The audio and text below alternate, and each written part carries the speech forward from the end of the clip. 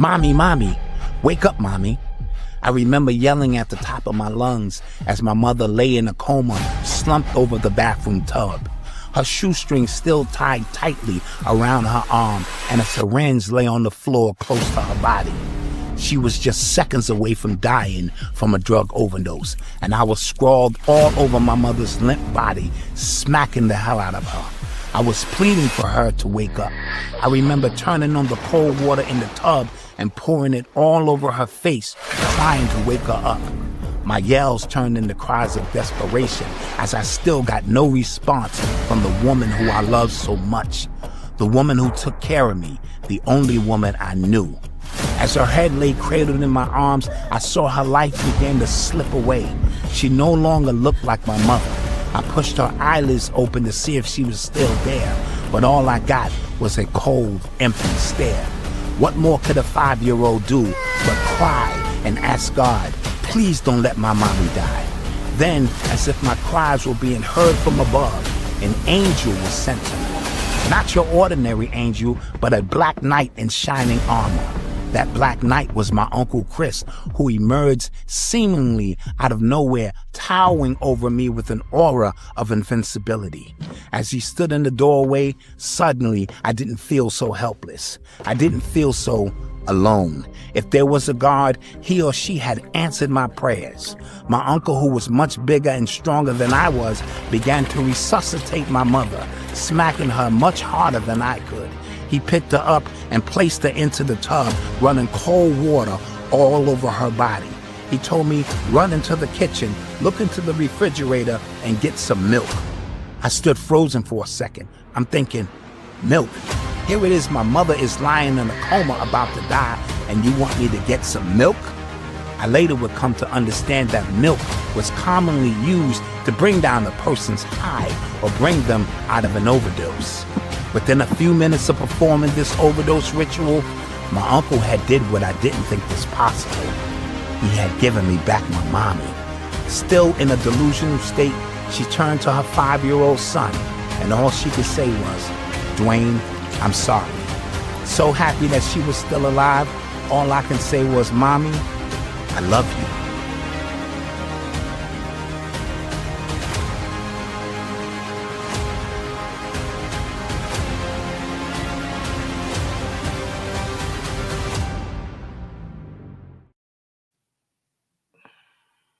Whoa. I gotta, you know. Whoa. Give me a second, Doc. I got you. I got you. Good. Start the show, Doc.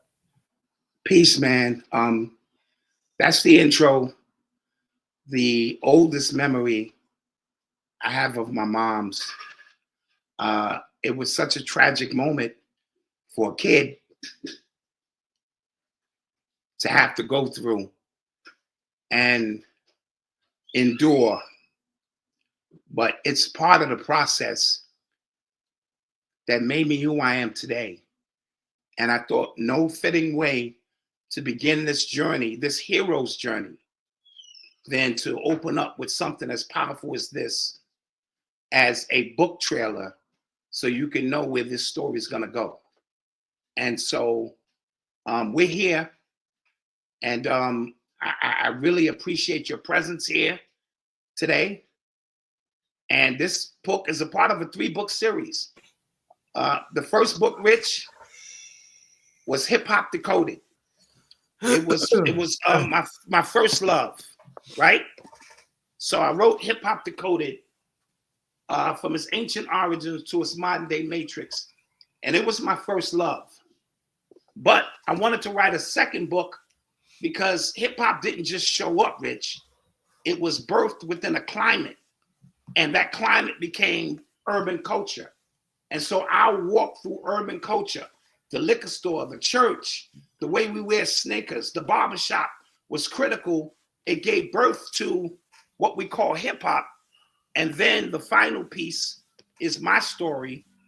You gotta laugh to keep from crying, which is, again, like I said, my personal story of my hero's journey through the hood and through trials and tribulations, and I waited a very long time.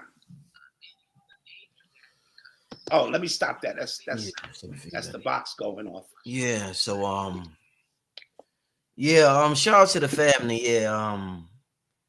Pardon me, Doc. Pardon me, family. I get emotional when I see that clip. I mean, I think Dot touched a part of all our souls that touched a part of us that's there that we may not pay much attention to. And I think that is what he's doing is brilliant with this book. And I appreciate the brother that he sent it out. Brother sent me a amazing look at the box, family. Let me show y'all something. I don't know if y'all can hear it. Peace, my brother. Can you hear that, Dot? Yes. Black Magic 363. An amazing spirit. You are an amazing energy. I wanted to take time out to thank you for your contributions to fallen humanity, because what work that we do is special. You've been there from the beginning, watching first, observing, and then you filled in an awesome blank, an awesome section within our lives that needed to be filled, and you're holding and preserving the original context of what the conscious community was all about. So your platform is very important to us, and I wanted to give you your flowers and thank you. Enclosed is a copy of my book, You Gotta Laugh to Keep from Crying. It gives my story to its fullest. I wanted to share it with you in hopes that it could inspire you and uplift you. My brother, peace, love you to life, give the family all the love. All right, so inside, let me get myself together here. My brother, Inside is the Black Magic. inside is the book from Black Dot, and he gets right into it. He gets right into it. Brother definitely gets right into it.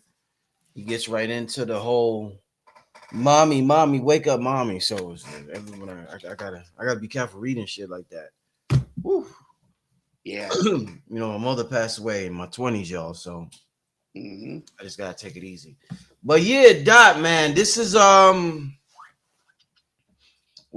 I'm gonna I was talking to my lady.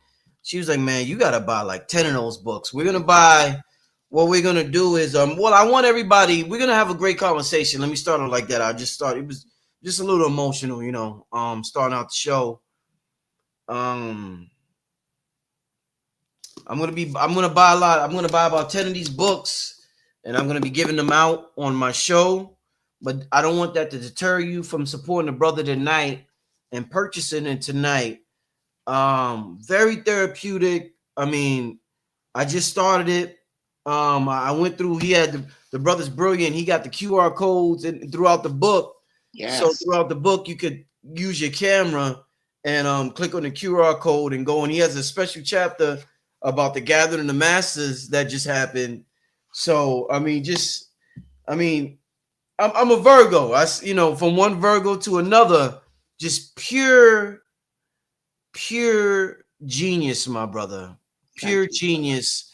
And this is what we need coming from the grassroots community. Just a beautiful display of art, a beautiful display of packaging and putting care into what you're presenting to the rest of the world. I mean, a beautiful representation for the grassroots community, the conscious grassroots community. And you did a great job, Dot. Thank you, King. Great job, my brother. And I couldn't give those out to everybody because, you know, it's very costly. Very expensive, yeah. And but the ones I gave it out to, I wanted to let you know you are not NPCs in my life. You're not non-player characters. You guys are intricate characters along my hero's journey. And, you know, to test me, challenge me, oppose me, uplift me.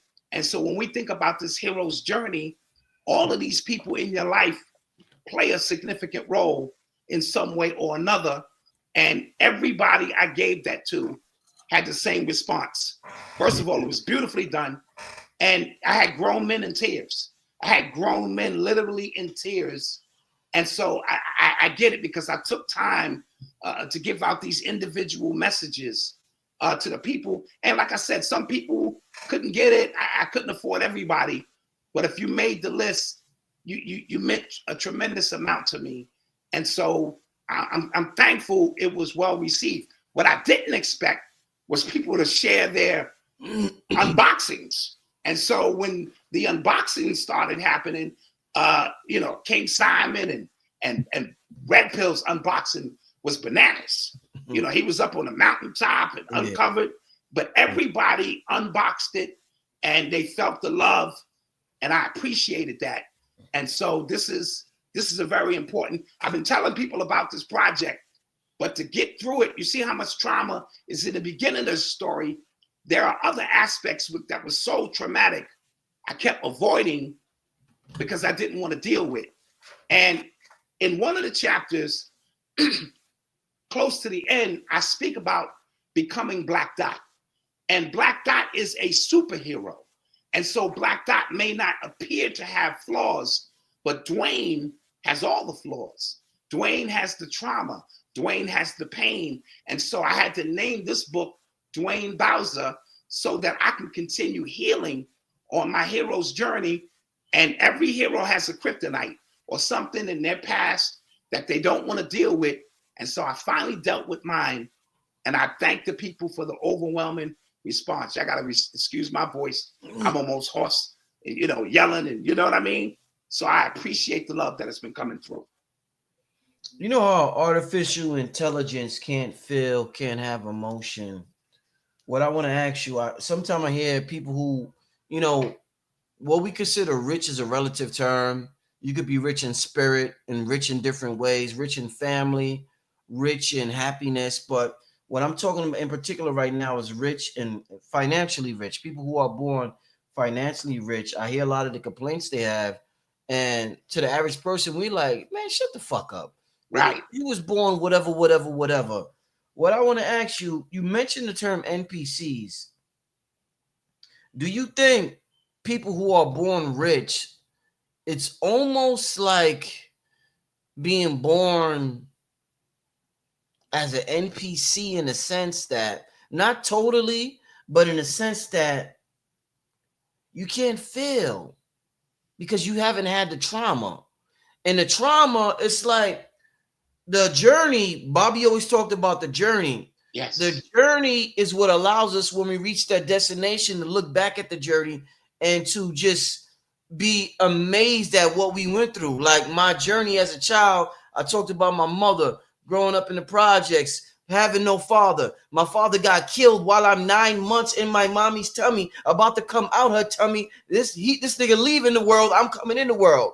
So the trauma, I got so much energy stored in me because of that shit that I feel so easily. Do you think that being born rich is is it comparable to like artificial? I don't want to say artificial, but you get the point I'm trying to make. Is it like you're missing out on an important aspect of life being born with a certain amount of privilege? I think you become void of the experience. You become void of the journey, and a lot of superficial things, so to speak, can be brought into your mix. And so you are able to bypass. It's sort of like a video game, right? Yes. And I'm going to date myself here, but like playing Donkey Kong. In the beginning of the game, the shit is easy. One barrel come down, you jump, and 2 barrels. The better you get at the game, the harder the game becomes. You know what I'm saying? The more sophisticated, the more endurance you have to overcome the great, great levels. And so life is sort of like that. So while you're going through your challenges, you think that this is some form of punishment, and it's actually molding and carving you into the hero you are to become. Now, here's the thing about the video game. Since we claim we in a simulation, the reason you're able to advance to the higher levels is because you figured some things out. You figured out some algorithms, some cheat codes in the game. But while you're figuring out the game, Rich, the game is figuring you out too. And so it becomes a back and forth situation. Your goal as a kid is to get your name up to the top 5, like I'm the top scorer. But when you do that, now you have put a bullseye on your back as one of the chosen ones. One of the chosen ones who went through some shit, who endured. Because if you can rise above what we have to go through, you're a superhero. And so those who don't have that opportunity, because we can tie this shit back into sinners. This is what Remick was after. He was after your stories, but he was after your struggle because he was void of those kind of stories and those kind of struggles. When they after Michael Jackson's catalog or Prince's catalog, they want those stories because those stories encase so much pain and trauma and endurance. NWA became more big with white audiences at first than they did with black audiences because white audiences wanted to vicariously experience what it was like to be a nigga and all that we have to go through on an everyday basis to survive. And those who are handed a silver spoon, they think that's the end of the journey. They've won, but they've lost because they didn't go through the steps. They're not as qualified to be as in tune with nature as you are. That's how I see it. Now, there are exceptions to that rule. Some have come from the hood and then made it. So we do know that. But we speaking in a general sense. If you don't go through some pain, some trauma, or what appears to be that to help you with this outer shell, I don't know what to tell you. Do you feel, and I'm going to ask you, we're going to get in the book, but I want to ask you a couple of personal questions. I don't want you to take it personal. Nope. But I just want to explore your character. And as we explore your character, then we could delve into the book. What you went through, everything in this book, Got a Laugh to Keep from Crying. Obviously, wow, what a story. An amazing story. And we're going to get into that.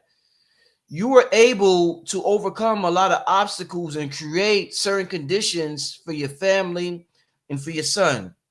You were able to give your son something that I dream that I'm able to give my son.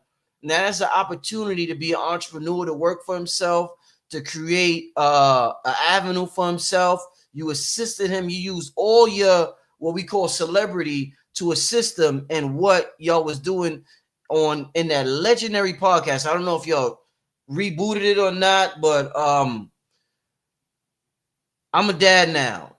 My son is 6, Dot. My daughter is 6 months, Dot. Do you ever feel as though your son is weaker than you are, and that by you creating this for him, maybe you should let him create this shit on his own? Do you ever look at him like, this nigga weak? And I don't want to sound disrespectful. No, that's a great question. That's a super great question because first, as parents, you don't want your children to have to go what you went through, especially if they don't have to. So when Malcolm was sitting next to me and people thought he was a clone of me, they quickly realized he was not, because he can't synthesize the experiences I have because they belong to me. He went to school, he went to private school. Right. I took him to football camps, all of that, so that he wouldn't have to endure what I have to now. It's a double-edged sword because when we got into business, right, and I was laying out this platform for him, I realized to myself I was cheating him of some things, right? And so part of him peeling off to do his own thing was him to grow his own wings. Daddy can't be here because he took an interest into entrepreneur and business. I don't care about all that. I just want to teach the people what I know and give them real life experiences. And I think that's what made our show so popular, because he wasn't sitting next to me trying to be me. You know what I'm saying? He was being himself. Exactly. And so I had to let him go and go, dude, this business thing is cool, but you too much under my guidance. And I'm hindering you because there's times as straight business partners when he needed to call a meeting and say, Dad, you slacking, nigga. get on your grind, do what you got to do. But he got clouded with the fact that I'm his dad, right? Or Mama Latanya is his stepmom, and he didn't want to overstep his boundaries. But there are no boundaries in business. So it took us a very long time to distinguish that, where he can come in and go, no, this is what it is. But along that journey, certain things he has to do for himself. He just turned 30. He might be 31 now. And I felt we were too close in the business, which was beginning to hinder our father-son relationship. And so Malcolm is off doing his own thing. And that's what we were trying to convey to the Urban X Nation.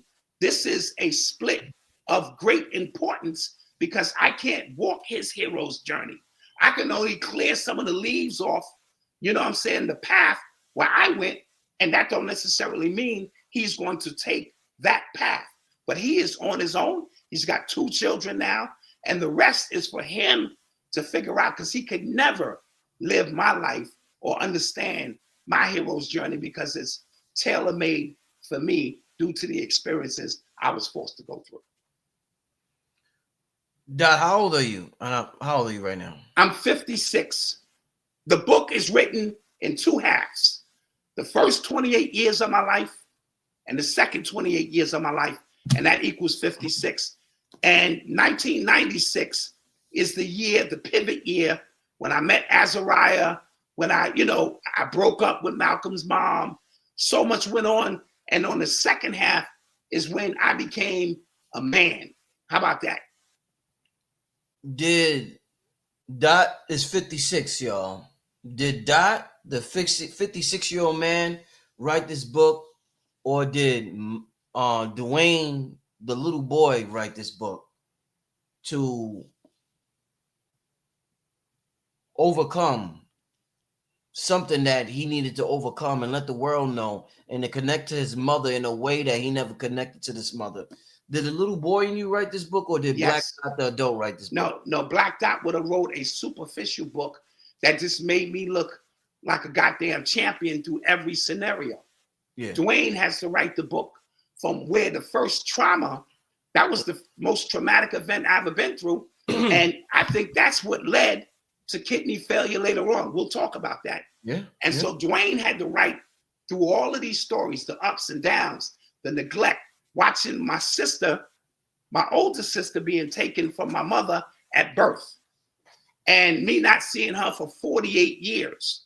My second sister being abused physically, mentally, psychologically, you name it, and to the point where she was taken. But I vowed to get them back into my life because I knew deep down inside that the monster that my mother was portraying wasn't who she was. I knew that I'm not a heron baby. I was born in 1968, but both of my sisters were born in 1970. They're both heron babies. And when heroin came through, just like when crack came through, heroin did a number on our community. And so my mother was outside of herself. My mother has the highest IQ in my family. My mother was funny, brilliant, all of those things. And an avid reader. That's the reason I read the way I do. And then when that heroin kicked in and my father was on the run, because I felt if my father was there, he would have been able to protect my mother, but that's another story. And so I had to endure all of these things as a child, and I had to go back. No different than if you go to your psychiatrist and they put you to meditate and they want to take you back to a traumatic moment that may have happened that led to something.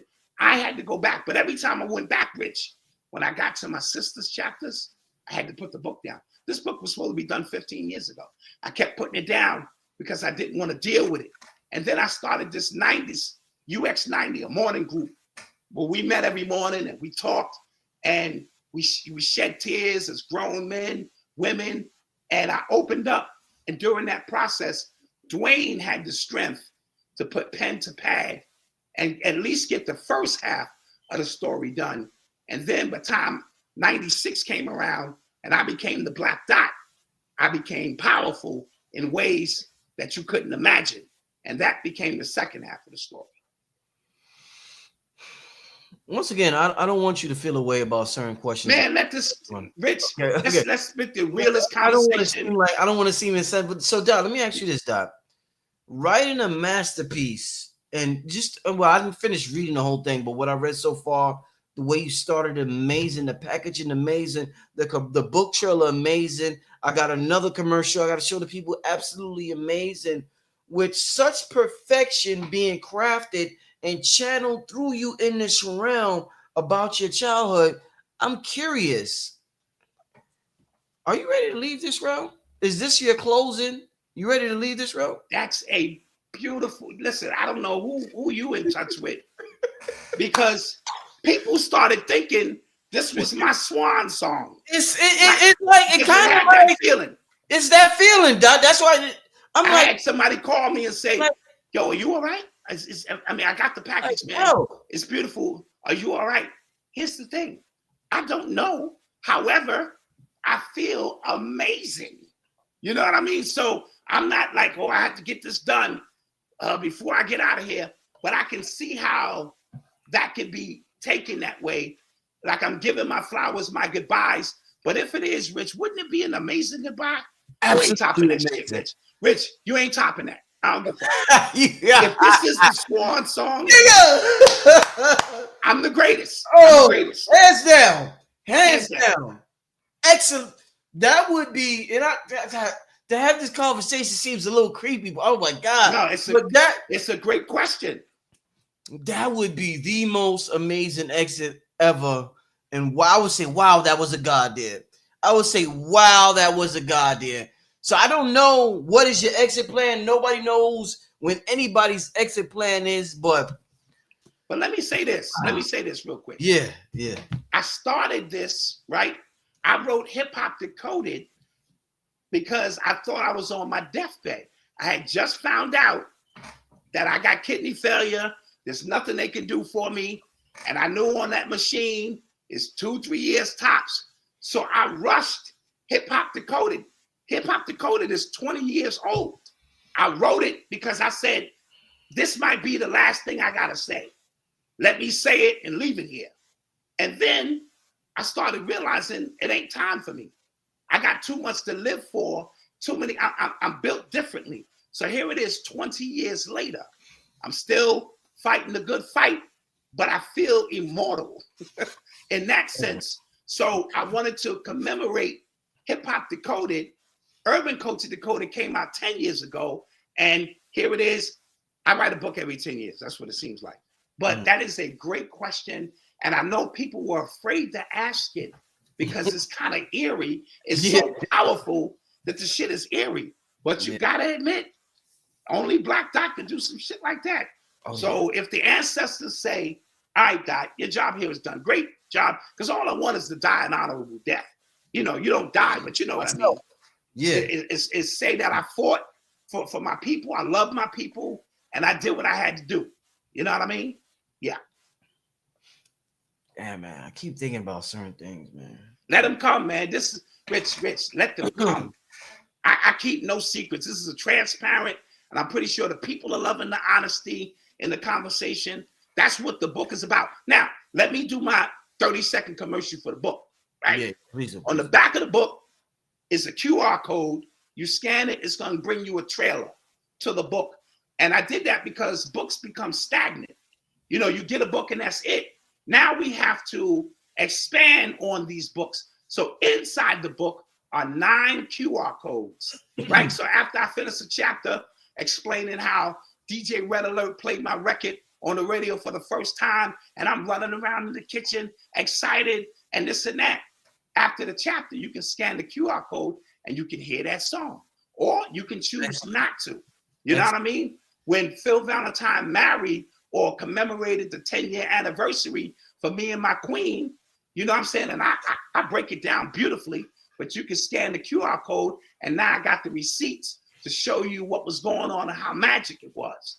The Gathering of the Masters, the most timely conscious community event of all time, hands down. Appreciate it. And timely for the people who were there, and timely for us who were giving our flowers in a way I did not expect.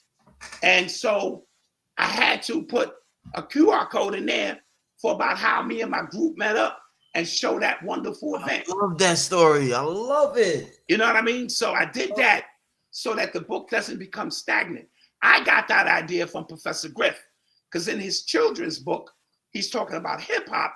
He got some QR codes that the kids can scan to give them some cultural references. And I said, damn, that's a great idea. Let me put it in my book so that now we're talking real art, right? The reason it's in this case is because, like you said, we got to get back to art.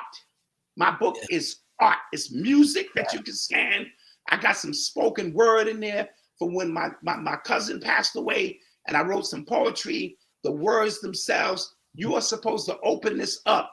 My man said this reminded him of the Wu-Tang album. Remember they had the one of one? Yeah, that one on one, yeah. He said the way it's laid out. So I wanted to get back to the artistic expression of what it is we do, because we're artists first. And we're trying to work our way through this cultural maze, right? So that we can rise above as chosen ones to, be on that hero's journey, bro. You know what it is. Dot, do you feel like one of the biggest things I respect about you, like in my personal life, I gotta move a certain way. I have to move a certain way because I have a certain purpose and I've been through certain things. So I gotta move a certain way to fulfill my purpose and to tap into my full potential.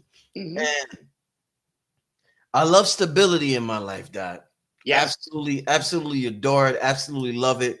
Wouldn't trade it for anything in the world. Is the cornerstone of my success, is the fact that I have stability, and that allows me to really hone in on my imagination. We're wondering why brothers on the show, and this question is in particular for concerning Black men. We're wondering why Black men are the way they are and why they may not value family or the way they may not value certain things. I notice what you've been through and what I've been through in life. One of the questions I ask myself, I see myself, Doc, and I see how I'm committed to my lady and my purpose and what I got going on and our children, and we created a family together. And I wonder to myself, Doc, I say, damn, would I be the man that I am if I had a father and I didn't have the struggle? Like, I feel like sometimes that, like, and I'm gonna pose this question to you. Sometimes I feel like as strong as I am today, it's because I didn't have a father. So I want that family so bad. You know what I'm saying? I want that family so bad. You know what I mean? I want my children, like, I never had a dad that loved me. So I want to love my son so bad. Yes. Always around my son. Yes. Never seen a dad and a mom. Give my lady, I want to be with my lady the rest of my life. I want that. I said this on King Simon's show. I want that, and I'm not trying to sound disrespectful. I want that me against the world, me and my bitch type vibe. You know what I'm saying? It's me and my bitch against the world type vibe. And that's only, I want to use that language because I want you to know how it makes me feel a certain way. And I want to make emphasize it. Yes. You know, I want to emphasize it. You know what I'm saying? But I wonder to myself, Dot, would I feel like that? Would I feel that strong? Would I have that fire in me if I had a dad in my world and he cheated on my mom and I seen this and I seen that, whatever, they broke up, whatever. Would Brother Rich be the same? So what I want to ask you is, do you ever question or wonder, would Black Dot be Black Dot if your mother had a happy marriage? And this is the thing we promote to everybody. It's a happy marriage. But will Black Dot be Black Dot if your mama and everything we're going to get ready to go into, this is going to lead right into the book. Yes. Mommy, wake up. Yes. If mommy, wake up never happened and your mother had a happy marriage, will Black Dot be Black Dot today? What do you think, Dot? No. Listen, this hero's journey is, we write it as we go, but I tell people all the time, I don't want to hear your Swan song about not having your father in your life. I don't want to hear all that shit.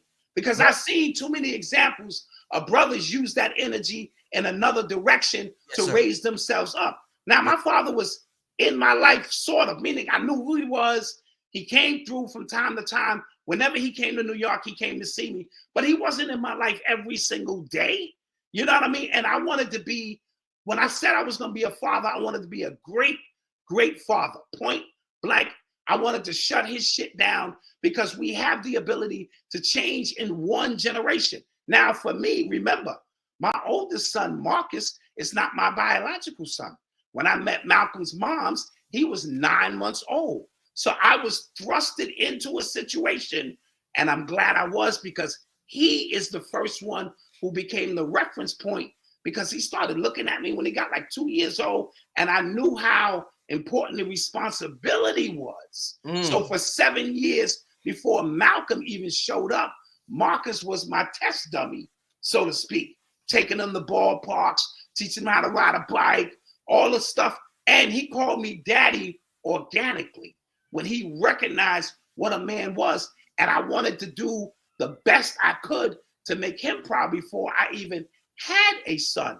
And so all of these things are very, very important, because when we speak about honor thy mother and thy father, it don't say honor thy mother and thy father because they was there, took you to school, bought you oatmeal, watched you play baseball. You came in here. Right. You got here because you had a mother and father. My mother and father was 15 years old when they started fucking. And I'm so thankful they did, or I would not be here and we wouldn't be having this conversation. And so I'm dealt a hand. It would have been easier for me. Mommy was a dope fiend, daddy was a convict. I took those two negatives and tried to make a positive. That was my saying. I could have easily went the other way because everyone had already written me off at 4 and 5 years old. Look at him. He's dirty, he's smelly, he's pissy, he's out on the street all times of the night. Where's his mother? Teachers would look at me and go, this kid is going through it. But I was so advanced. I was the smartest kid in the fucking class through all of that. And my mother never taught me my ABCs. I came here knowing that shit. So the teachers, they probably wanted to lead me back, but they couldn't, because back then everything was based on a citywide test and I always score high. And so I developed comedy, around my way because everyone snapped on each other.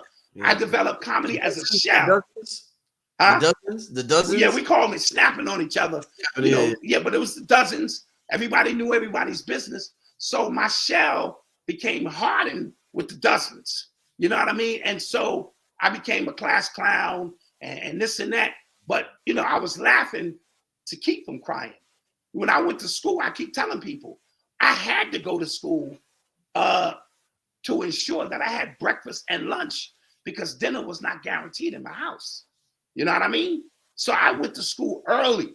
And if you didn't want your breakfast ticket, I took it. You know what I mean? And I didn't have time to worry about see Jack run when my dad was on the run. So this shit became such a story. But I became a protector of my mother.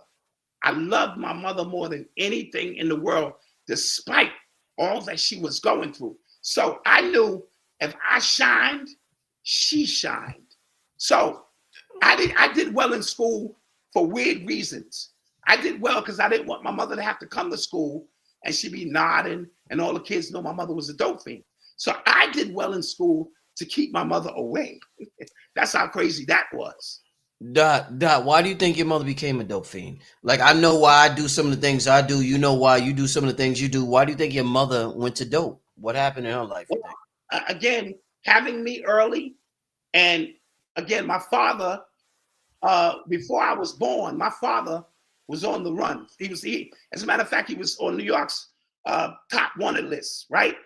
When I was born in the hospital, Rich, he was coming up to the hospital not only to see me, but to sign the birth certificate. But the police was up under my mother's bed in her closet waiting for him. And his ass wound up calling my mother first.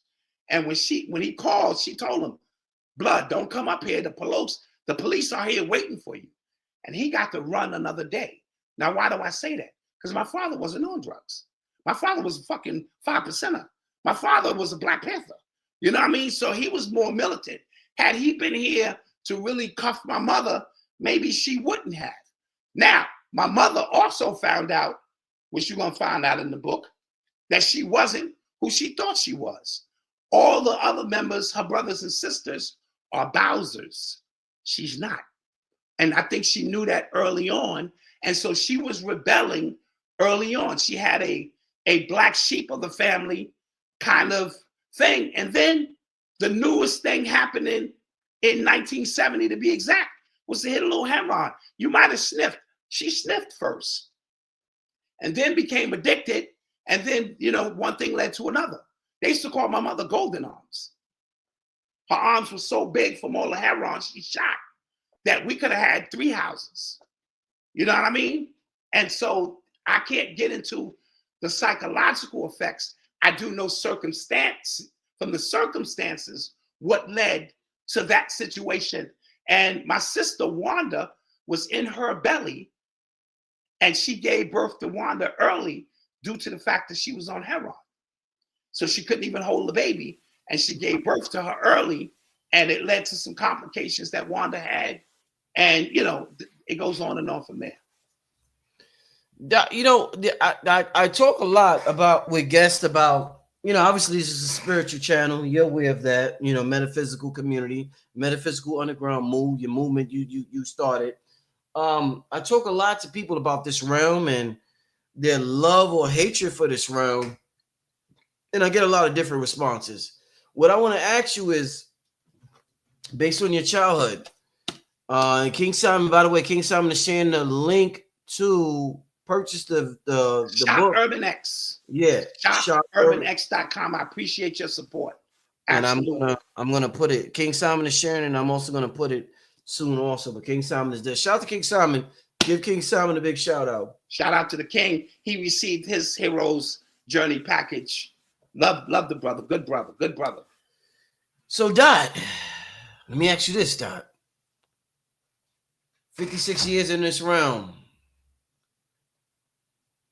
Do you like, and there's no right or wrong answer, obviously, with any answer, experiencing this realm as a god, as a divine being, as you know, aperture of divinity, whatever we want to call it. There's many terms. I could go on and on. Was your experience as a child better or as an adult better? And I'm saying from 1 to 18, you're a teenager, you chilling, you got your crew outside, you're playing your music, as a child playing video games, or as an adult where you can make decisions for yourself. You get to make your motherfucker can't tell you nothing. You're getting your own money, nigga. You're getting it. You got your own family. There's so many pros and cons to both eras. Dot, which one you prefer in this realm? Which one brings you more happiness in this realm? The adult version or the young version? Dot. The child, the young version. The reason why, because even though we were poor, we didn't know we were poor as kids. We shared everything. You had a dollar for a pizza. We split the pizza down to half. We had quarter waters. I go to my neighbor's house with a note and say, yo, we need some sugar. Y'all need some eggs. Everybody in the community looked out for everybody in the community. And my imagination was greater as a child. The shit that was going on inside here as a child. And I had space because I was raised as an only child to express those feelings. When I got older and understood this matrix and all the evil and pain and treachery that goes on, and the fact that I know about it and can do nothing about it. See, that's the key.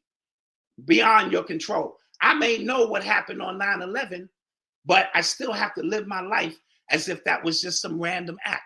So knowing things and bearing what you know as an adult, if you've done your job as an adult. Now, you could be 56 and still be a goddamn kid. You know what I'm saying? And on the corner talking about, let's keep it real. Or you can come to an age where you've grown and you progressed in every stage of your life. And so that I do appreciate being 56. But as a child, I had less responsibilities. And I'm glad we ain't have no Instagram and none of that shit going around as a kid, because some of the shit we did was bonkers. We used to take niggas' car and pick it up and put it on the sidewalk. Just for fun. The nigga come out in the morning and the nigga's car is on the sidewalk. Just crazy shit we used to do. And so as a kid, I think we had more bond because we connected. We have all this AI shit and artificial. We connected emotionally and we shared and we looked out for each other. So as a kid, I'm gonna say as a kid, man, this adult shit is hard, man, because you've been worn down. This avatar has been through some shit. Let's put it like that. This avatar has been through some drugs, some fucking crime, some sex, some murder. So this avatar has been through a lot of shit. And so it goes to show the endurance of the avatar. But as a kid, that avatar is pure. It's a little bit more naive, your imagination. And naivety is not necessarily a bad thing. Naivety is a great thing if harnessed and understood, you know? Hey, Doc, we've experienced this year, and it's just I'm just asking what comes to my mind, and we just going with the flow tonight. Shout out to everybody that's in the chat. Make sure you purchase Doc book. As a 56-year-old man going through what you went through in life, gotta laugh to keep from crying. And like I said, we're gonna continue to explore this book in segments and different questions. One of the themes we've seen on TV that's messing black man up all over the world, and it's been this way for centuries, is our lack of sexual discipline. And I talked to several speakers about this on this channel. Black Dot being 56, how does Black Dot being 56 view sex as Black Dot when he's 18, getting in them drawers, putting his hand behind his head like, yeah, girl. Now you talking. You get the panties, nigga. Yes. You getting in the panties, nigga, at 18, nigga. How does Black Dot at 50? What's the difference between your idea of sex at 56 versus your idea at 18, my brother? This is going to help a lot of brothers here, Dot. Great question. My mother used to say to me, even when I was 16 years old, Dwayne, it's not the pussy you can get, it's the pussy you can keep. Woo! I used to scratch my head and say, fuck you. I'm knocking them down out here, you know what I mean? She said, no, it's not the pussy you can get, it's the pussy you can keep. So when you're 18, it's about the pussy you can get. Your ego's involved, this and that. You want to knock shorties down, you want to prove your manhood. The older you get, it's the pussy you can keep, meaning that you're dealing with not just the physical aspect of it, you're dealing with the mental, the spiritual aspect. Now, because one dude asked me, well, what about if you had 2-3 wives? Check this out. I'm going to be a buck with you. Please. At 56 years old, I got about 8 minutes of some real serious get down before my heart starts pumping real fast and I got to throw Mama Dot big ass off me and, you know, shit. If it's 3 of y'all, that ain't 8, that ain't 24 minutes.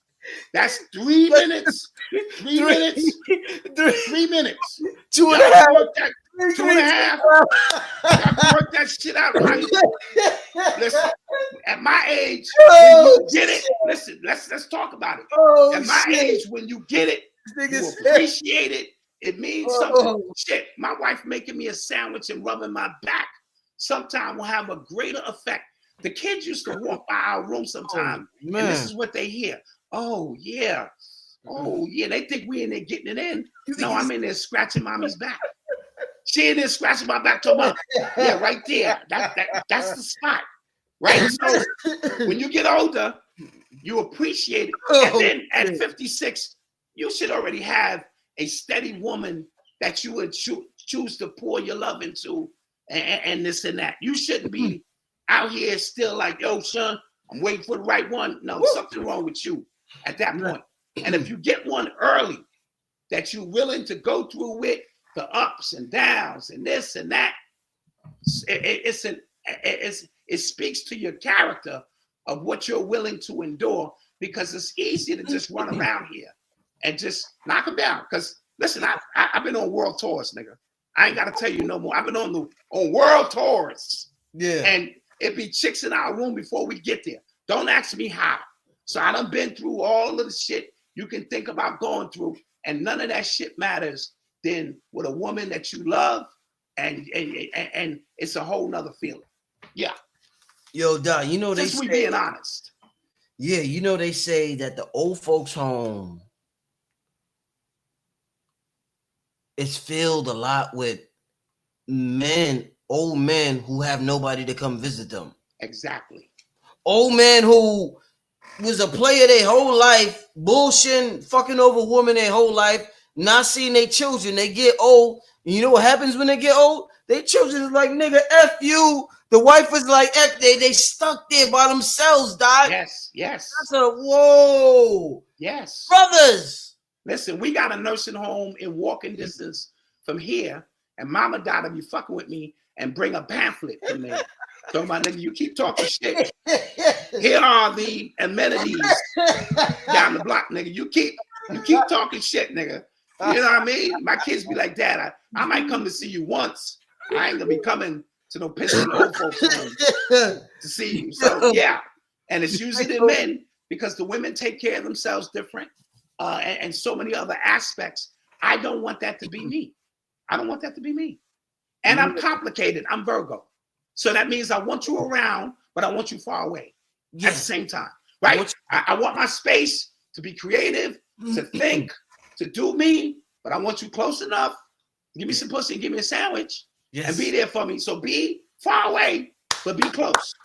That's Virgo mentality. If you can figure that out, nobody can figure that out but a Virgo. Yeah. My girl Ben told me that. Yeah, be far away, but be close. That's Virgo mentality. I want you there, but I don't want you there because I'm doing my work. I want somebody present, but I don't want somebody present. Yeah. Shout out to the Virgos. I love it. Yeah, I love that. That's true Virgo shit right there. Yeah. Oh man, Dot.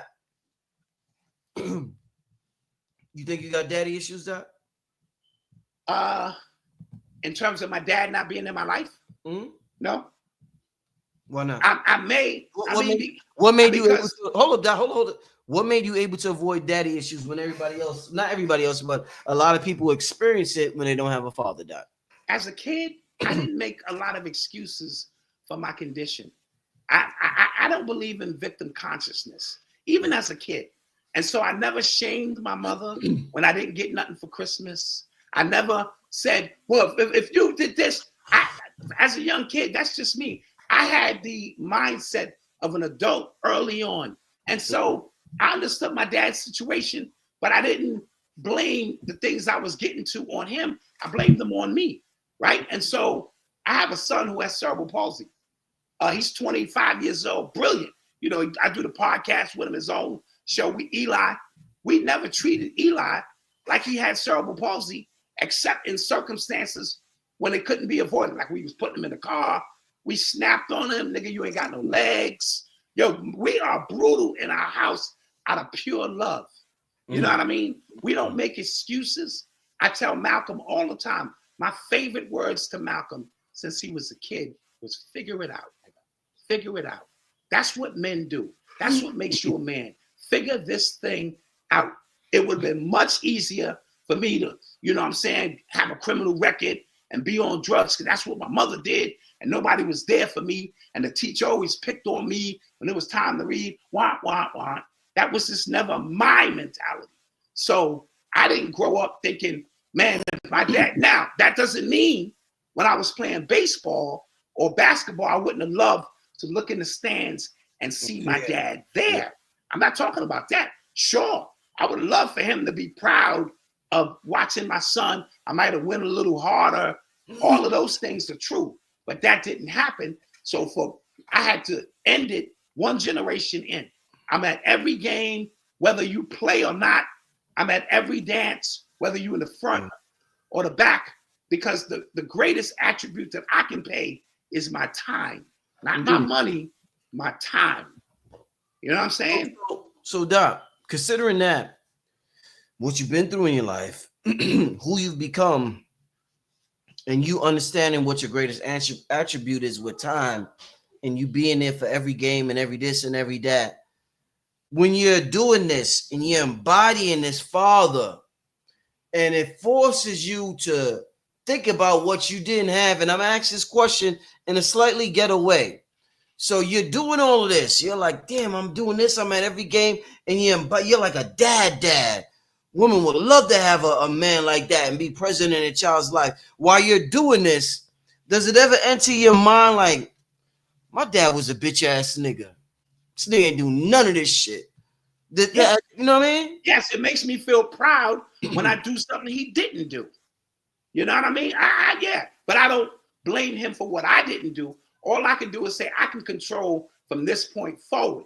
And I told all my kids, I'm gonna set the bar so fucking high for you as a dad. You ain't just gonna be able to say, my dad ain't do nothing, so I've already. No, I'm gonna do my best to set this bar so high that you are going to have a challenge on your hand to say, I was better than my dad, because I'm not a perfect dad. I'm far from it, but I'm a present dad. You know what I'm saying? And I'm a dad who's willing to go through the trenches with you through no matter what it is that you're going through and this and that, but far from perfect. You know what I mean? In this book, you're going to find out I've been a cheater, a beater, on my way to becoming a leader. All kind of shit has gone on in this 56-year-old journey that I just have to accept and deal with. But I put 3 kids through college and would have put Eli through college if he didn't have cerebral palsy. Ain't none of them got no criminal records. All of them are on point, doing amazing things. I married the woman of my goddamn dreams. Yo, my wife is like a superhero. And I don't have to tell you, because I see your wife in action when you're doing your thing. I see the way wifey is in total control. And I know where the power lies because I got the same power at home. I was like, look at wifey running that shit, this and that, and giving you the space you need to do you. So I get it. Absolutely. Well, I want to ask you, and shout out to, once again, family, the link. Oh man, this is like an emotional moment for the community, because Dot means so much to this metaphysical underground community that we currently have. Dot means a lot to us. He has paved the way for brothers like myself. Shout out to Shabazz. Shout out to Sarnetta. Shout out to Chris. Yeah, shout out everybody who contributed. Clemson Brown, rest in power to that brother. Sister Burke. Sister Burke, brother Big Man. Brother Leon, Azazel, the list goes on. It goes on and on. Who, and in 1996, I get to that point in the book. Go ahead. Let me ask you this, Doc. Yeah. A lot of criticism gets pointed towards Sarnetta. Like Sarnetta. Sarnetta is that's my mentor. He's a piece of shit in a lot of ways. He on some bullshit.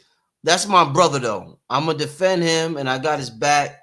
I'm gonna support him to the day I die, because I would not be who I am without him. So I understand and realize that, and I'm what's that word? I'm honorable. So I would never go against him for anybody in this whole world. He actually even introduced me to my girl. Right. He actually introduced me to a lady in 2005. I was a bias table. I used to just come and chill, soak up game. It's 2005, May 19th, and he had to go home. And I forgot how I might have been 19. I don't know how the fuck old I was in 2005. I was young. And I had a Chrysler 300. I had a car. Always had a car. I had a Chrysler 300, and he didn't have a car. So he was like, yo, Rich, drop me off home real quick. So I'm like, all right, let me drop you off home. Put his shit in the trunk.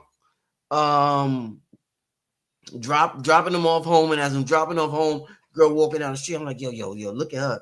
He's like, man, I know her. He's like, that girl, she live on my block. I know her parents, whatever. I'm like, yeah. And yo, tell her to come to the car. I'm like, yo. So that's where he's like, yo, my man, come here. He said, because he knows my girl said, he like, yo, come here. So listen to him. He's like, yo, no, my homie wanna. So she come to the car. I'm like, yo, whatever. That's how it's because of him. So I gotta give a shout out to my brother. And shout out to Cynthia. That was my first one of my first examples of just a black relationship that I appreciated. So shout out to Sarnetta and Cynthia. I love both of y'all. But The debates. Well, let me start here. Sanetta received his package in the mail. He's on that hero's journey for me too. So I'll elaborate, but go ahead, the debates. So the debates, and like I said, this is a major part of your life because you're a major part of this grassroots community, and you've seen what transpired in that period, and there was so much criticism and critique about what happened during that period. So, all right, there was I'm using an analogy. I'm using an example. We see Sexy Red now, right? We see Cardi B Cardi B now. We see Lotto. We see all the girls. We see City Girls. All the girls with their sex talk. Before the sex talk, all the brothers had the girls half naked in the videos. Yes. A lot of them. They was butt ass naked, shaking their ass. Yes. Nelly was swiping credit cards down their ass. Yep. Talking about tip drill. It was on BT Uncut. We got Too Short. I mean, the list goes. We could talk about Too Short, Snoop Dogg. We could talk about Pac and How Do You Want It. But that was a little, that scene was in the strip club, so it was a little different. But it just got so degrading with women. And for some reason, we thought that it wouldn't result in women prostituting themselves. We prostituted them, and then we became outraged when they started to prostitute themselves. Yes. What I want to ask you is that in the conscious community, I've seen before the sun that like you said, I started out watching. I seen people take all these shots at each other. Dawu takes shots at Bobby. Bobby takes shots at Dawu. Phil takes shots at Bobby. Bobby takes shots at Phil. This one takes shots at this one. As well, Crazy takes shots at that one. Why wouldn't it lead to the debates? If that's what they, what's better? A open debate where we just debate opposing views, or is it better that we take sneaky jabs at each other, where some people know, some people catch on, some people don't catch on, but we're dissing each other subliminally in our teachings, because we observed a lot of that before the debates. So we was doing that. Then when the debates happened, we act like this nigga's the bad guy. You niggas is pussy in my eyes because you're dissing each other sneakily, and then you're acting like y'all just Hotep, Mayat, bullshit, all the other fancy shit that these words that have no meaning now. So I want to ask you, what's your thoughts on Sanetta being blamed, since you're such a major part of this community? What's your thoughts on Sanetta being continuously blamed? And I didn't want to sound biased in that little speech I gave, but maybe I did. But what's your thoughts on Sanetta being blamed on the demise of this great conscious community, Black Dot? Well, that's a open-ended question. I'm gonna do my best to answer it. Yes. First of all, I feel the same. I don't agree with half the shit Sanetta has done before the debates. Okay, because I go back that far. But I recognize he loves Black people. His manifestation of it sometimes comes across a little weird, but he got a box from me because I recognize the many nights he stood out on 125th Street with his bullhorn and his pictures because he truly loved Black people. I recognize that Sanetta was the first one to move what it is that we do forward. And so Big Man and Bert and Leon and them and Clemson Brown were content with just these tapes with these writings on it. Sanetta said, okay, if I'm out on the street, I got to have a better presentation. And when he came out with the covers that was on the VHS tapes, it changed the game. I don't care what nobody says. Yeah, you did. Then, pay attention. I'm going to give it to you. Then when it got to DVDs, and everyone was like, nah, because if I do the DVDs, I'm out of business. Sanetta was the first one to take it to DVD because he recognized his customers were buying DVD players, right? When the shit got to the internet, Sa was like one of the first ones to dive into that. So my message to him was, I recognize the trailblazing stuff that you did. I actually think Sanetta is bipolar. That's just my opinion. He goes in and out of certain situations. So back to the debates. There are a lot of things, because I've been behind the scenes a long time. There's a lot of things that happen behind the scenes of these debates that I realize these are regular niggas. Half of these is regular niggas, right? And you praise them until you get behind the scene and go, that was some nigga shit. And so I was privy to a lot of things that I'll never mention. That stays close to the vest. But the back and forth jabs, I think I would have appreciated more if he had called the masters to the carpet and said, Bobby, meaning Bobby, you and Phil got to deal with that, right? In front of us, the family, or Bobby, you and Dawood got to deal with that. Hear me out. When it got to the point where I felt Sonetta saw what was going on with the battle rap and all of that, he saw an opportunity to move this consciousness into an arena that was more palatable to people who weren't privy to that information. This internet thing screwed us, Rich, because before you had to come to the lecture and you had to qualify and disqualify yourself based on your studies, right? Once the internet came about, niggas can hide behind screens and you were feeding them steak and they wasn't ready for it. And when we started pitting certain people against each other, it became a little bit more theatrical for me. Now, as a vibration, I know when my vibration is no longer in alignment.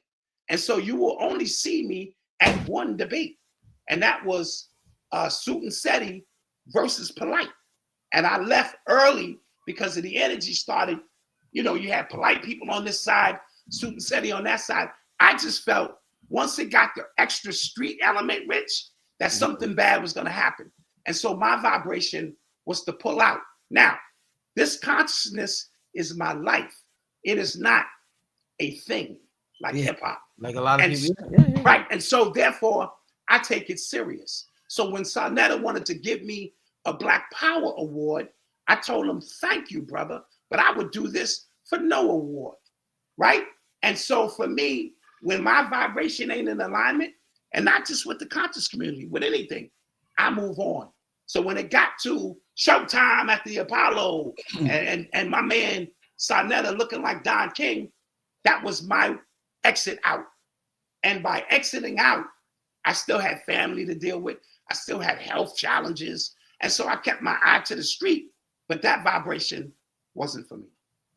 Yeah. No, I definitely definitely feel you. That was wow. That was a big moment in the conscious, what we call the conscious community. Absolutely. What I want to talk to you about now, since you mentioned it, is the internet. And being that you experience what you experience, first of all, let me ask you this: how coming from what you come from with your family, and I want to ask about how did you get into the conscious community, but I know you got a story about drugs. You started doing drugs, Dot? What drugs was you doing? What drugs was you doing? I was doing drugs early. We started out with weed, you know, like everybody else. And then me and my main partner, Chill, because I was around adults all the time. One thing I knew I would never do was heroin, because that was my mother's thing and I hated needles. We'll get to that when we play the other clip, right? And so, and I've been around, I could tell the smell, my house, I could tell the smell of heroin in my house more than food. So the smell of heroin was in my house more than the smell of food. I could walk into somebody's house and I could tell what kind of drugs they were using. As a kid, I watched and I could tell what kind of drugs, people were on. So when I became a teenager, we used to start with the 40 ounces and this and that. And then I wanted more. So I started doing coke. You know what I mean? Not a lot, because we was poor. So we might get $15, $20 together and, and get off like that. And then we started doing PCP, mescaline, angel dust. I smoked crack for a couple of weeks. Not out of a pipe. Dot, the difference, you got coke, you got PCP, you got crack. The difference between those three, we got to know. Well, for instance, the PCP, that's sort of like an out-of-body experience. Okay. You know what I'm saying? I like to do mescaline a lot. A mescaline with like 18-hour highs. And you couldn't come off the 18, no matter what you took after. I could drink 15 quarts of Henny, and nothing supersedes the mescaline. And so the mescaline was an out of body experience along with the PCP. The angel dust was another, trying to escape this form of reality. You know what I mean? And it was very challenging. I almost died a couple of times. On PCP? Off the angel dust. Angel. I was on the rooftop, climbing on the roof, and it was death down there. You know what I mean? And the fire department came because we was throwing shit off the roof. It's a long story. But I got into coke heavy because my aunt used to mess with this Colombian dude. And he never asked me if I did coke, Rich. He just came into my room and he hit me with some coke. And I'm like, yo, what how you know I do this shit? Like, anyway, whenever he came around, he had the purest coke I think I've ever had in my life. When my aunt dumped him, I was mad. I was like, you should get back with that nigga. It's crazy as it seems. Wow. But this is what I knew. And I want people to listen closely. Yeah. I kept looking over at my mother and saying, I'm a fucking hypocrite. Ooh. I'm a hypocrite because here it is. I'm telling you how brilliant you are. Highest IQ in the family. Read books that'll fill this whole room up. My mother was worldly. The reason my vocabulary was what it was is because she made me look up words. She spoke to me in that manner and made me look up. And if I wanted my mother's love, I had to curl up next to her with a book. You know what I mean? And so when I turned 21 and was legally able to drink, Rich, and do all that other shit is when I stopped. And Marcus, my oldest son, had a lot to do with that. I met him, his mother at 18. He started watching and paying close attention. So my childhood, I can't even remember what the fuck happened in all of those years. But when I became older, I didn't do none of that shit. Every now and then I'd get a bottle of Henny, but in terms of anything heavy after 21 years old, I didn't do none of it. The hardest thing for me to stop, Rich, was cigarettes. I'm going to say that again. The hardest thing for me to stop was cigarettes. It's something in them cigarettes. And my uncle caught me one day, my uncle named Chris, who I look up to more than anything in the world. You got that older uncle, and he walked in and he caught me with a cigarette in my hand. And I felt like shit, bro. And that was the last cigarette I smoked. But that was the hardest. All the other stuff was experimental. In that trailer you showed, dealing with the milk to bring my mother out of, overdose, I had to do that on my best friend. That's how I knew how to do it. Because I used to do it for my mother. He had got coked out of his head, and I had to use milk to bring him down, and he almost died. And so we did all this shit as kids. And so by that time, I had flushed all of that out of my system. When it was time to be a dad, shit, I was ready to be a dad. You know what I mean? And so shit, now if I drink 2 beers, you got to call an Uber, shit, to get my ass home. Yo, Dot, the dude that taught me how to make beats, my man Raul. Shout out to Raul. He was from Peru, Peruvian dude, Spanish dude. Ooh. He had a Korg Triton keyboard, and that was the keyboard of choice in the 90s. And Pharrell and the Neptunes would use the Triton and the ASR 10. Some people use that. Yeah. So when I started making beats, my first machine of choice was the Korg Triton. So he taught me how to make beats. He was a dust head. So he had came to my house, and the dude, he was high. He was high on dust. And he just started, and I'm like, he's showing me how to make beats. And the nigga melodies, Dot. When I tell you the nigga was just hearing shit and it was on, it was like God on the keyboard, but he was high, right? So then I'm watching, I'm like, oh shit, how the fuck am I gonna do all that? Like, Jesus Christ, like he was like amazing, right?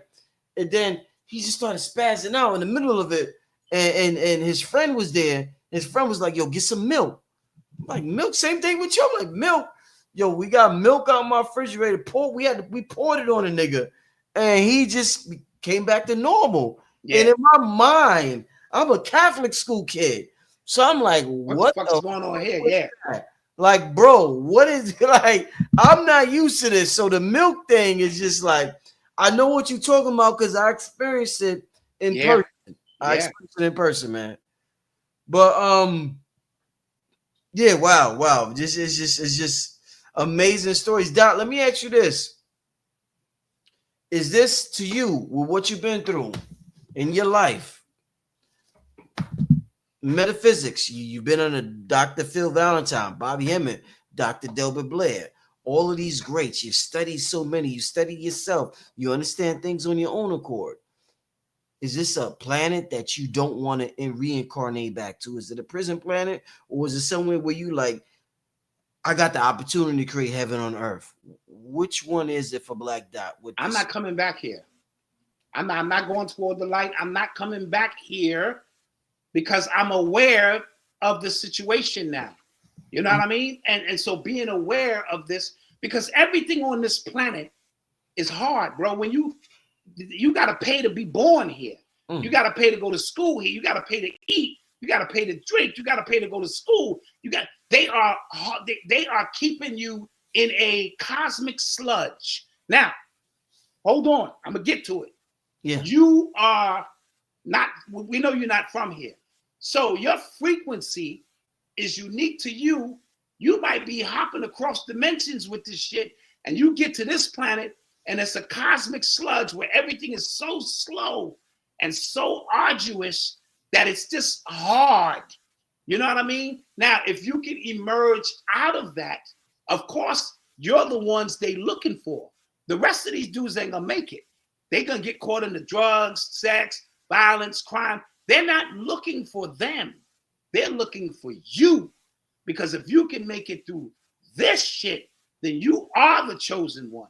And so I do believe part of the journey here was to get my stripes. You know how the queen will knight you after a certain accomplishments in your life? In hip hop, they got this new thing where they give you the title Grand Master. You know what I'm saying? So if you earn the title Grand Master, that means you have, you put in some work. And so all I am is trying to get through this hero's journey to become the Grand Master of what it is I am. Not just reading books, but life, teaching, love, endurance, health, all of it. Shit, we may have to have Phil and Professor James Small sit on a council and once a year anoint someone a master teacher, because they've been through not just reading books and can spit it, but they've been living it. You know what I mean? And so I don't want to come back here.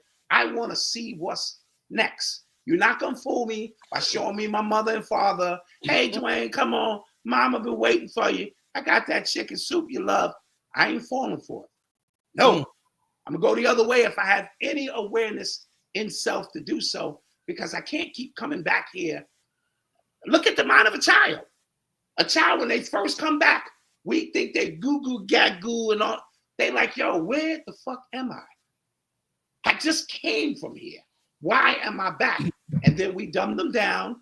Book, A, B, and we dumb them down. And by the time they 3 or 4, they have assimilated back into the goddamn mainframe.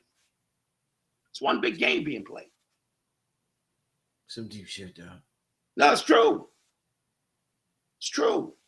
Now, the urban experience, right, that we go through, we got to stop looking at it as like some form of torture, because think about a hero's journey. It ain't just the hero slaying people along the way. What kind of movie would that be? What kind of story would that be? The hero's got to go through some shit. The hero's got to fall. The hero's got to feel like they down and out before they're raised back up through their challenges, trials, and tribulations. Everything we see is magical for us. Everything. Hip hop been magical, right? So in the movie Sinners, let's go to that dance scene where they was moving back and forth. First of all, the first thing in Sinners that I liked is the fact there was no gay agenda and there was no white savior. Let's start there. Let's get that out of the way, right? Because they usually throw that into the movie, right? Yeah. Now, when they in that jukebox getting it on, it brought me to my childhood. When my mother got the chicken frying in the kitchen, the brothers is out playing cards, they gambling. That's a gambling table over there. You got the 45s lined up. You know, got some alcohol. The people who did coke, you saw them go in the bathroom, get their little taste on, and then the magic would begin. The music started playing, and then the earth, air, fire, water presence would take place. Your mother and father slow dancing is earth, air, fire, and water. Them pressed together, them bodies, that's earth. Your father breathing on your mother, you know what I'm saying, on her neck, knowing what spots to touch, that's the air. That kundalini rising when they getting that slow dance on, that's that fire. And hopefully at the end of that dance, she a little wet. That's your water. You got your earth, air, fire, and water in this sacred dance. And if you was good, you could do this shit in 1 7-minute song. Like if Heat Wave came on, Always and Forever. If you was a master, you going home after earth, air, fire, and water. Your mother and father go home and they tap into the ethers and they bring Rich here. That's magic. That's what was taking place in the Sinners movie, in the jukebox joint, with all of those elements, because they know everywhere we go, we create magic. And that's what created hip hop. The absence of electricity, the absence of art, the absence of dance, the absence of knowledge of self. And we still alchemically brought together this form of music to reconnect to who we were. And the magic goes on. And when that happens, Remick shows up. The Remick of every generation shows up because they know that's where the magic lies. It don't lie with those so-called super rich. It's down here with the people who create the magic. So when I spoke about sampling, I spoke about this on my podcast. Sampling is opening up wormholes to bring those ancient elders into a present space. Now, what you add to that mix is very important. At first, it was revolutionary music, let's empower. And then when Remick and his crew showed up, it became about destruction and violence and sex and the overusage, because drugs are not the problem. The overusage of drugs is. Sex ain't the problem. It's how we get here. It's the abuse of sex that's the problem. Alcohol is opening up a bottle of spirits. We used to know the right formula, as alchemists do, and temperament to bring about the magic that would bring about everything else. We've lost that. So now we're just out getting drunk, partying, sex is everywhere, and our magic has become convoluted. But we still possess the magic. Dot. Oh man. Ooh, man. We've been on here for about. Oh man. Dot. Like I said, you've been around so many people. The metaphysicians, you've been around Bobby Hemmett. Bobby Hemmett was a wild boy. He was a wild boy in this metaphysical thing. You've been around the Dr. Sabies. You've been around the Dr. Africas. You've been around a lot of them. If we're talking about sinners, when we're talking about song and dance, why does it seem, Dot, that those who are not vegans, like we're taught about meat and meat sin in our system, and as a black man, we're not carnivores. We don't eat meat like these other motherfuckers eat meat, and we just, you know what I mean? Like we our bodies ain't meant to be eating all that meat. No, I'm pause. I don't mean to sound a certain way, but our bodies ain't meant to be eating all that meat like other people eat meat. They talking about the carnivores and this and that. We go to the fanciest restaurant. We still order our meat well done because we can't fathom the idea of having blood on our plate. Mm-hmm. Even if it's the end thing to do, even if it makes the meat taste better, right? Deep down inside, the idea of seeing blood on our plate is like so foreign to our subconscious that we're like, well done. And they're like, wait a minute, you're killing the taste. And they're like, you're doing it. And we're like, no, well done. I don't care. Well done. Because we can't fathom that. What I want to ask you, Dot, is that in terms of we are the rhythm nation, we are the music of the planet. It seems as though, Dot, that people in this I don't know if it's just a question. Some people may say it's ignorant or not, but it seems as though vegan people who are vegan, can't tap into the song and dance as good as people who have that cookout. Mama got potato salad. Oh, we got the chicken over there. We got the collard greens over there. Oh shit, we got the spirits to lick over it. It seems like the people who tap into all of these foods are not as good as good for us, they could tap into our spirit of song and dance better than the vegans. You ever seen a vegan dance? Stiff, like a white person. You ever seen a nigga dance? Nigga be like, or nigga be like, you know what I'm saying? Nigga be moving. Nigga be moving. Yes. So what is it about if we're supposed to not eat all this shit? Why is it that the people who engage in this, they're able to tap into the magic, our main magic? We are the rhythm nation of song and dance better than those who have a great diet, Dot. Okay, I'm going to do my best to answer that question before I get shot. No, here's the thing. What Bobby did, right? Now, in my book, I speak about my grandmother. I used to be in a house when I was 3 and 4 years old, and I used to see these demons come out the floor, these entities. And at first I was scared, but then I realized the entities weren't there for me.